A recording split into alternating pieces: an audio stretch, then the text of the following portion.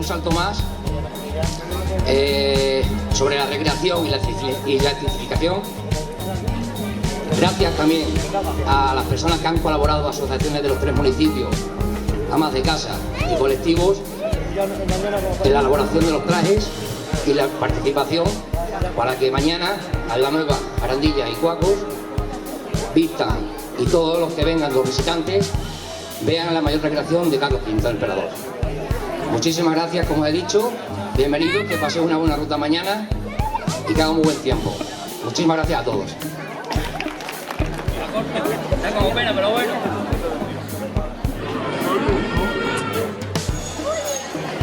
Atención.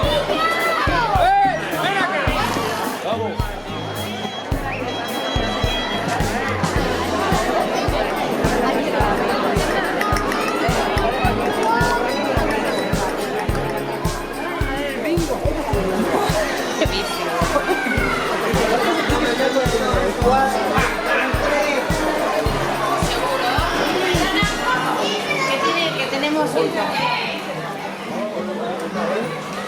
Guárdalo bien, niña.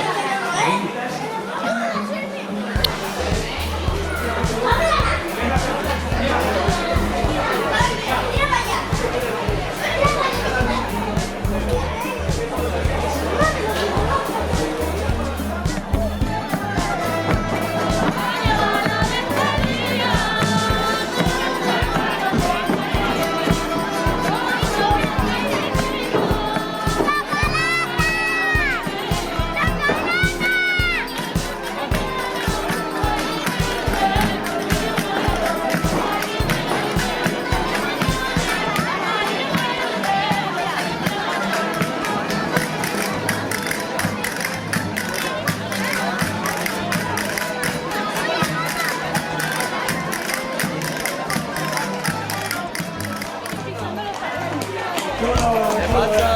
¿Qué tal? Aquí estamos viajando, vamos.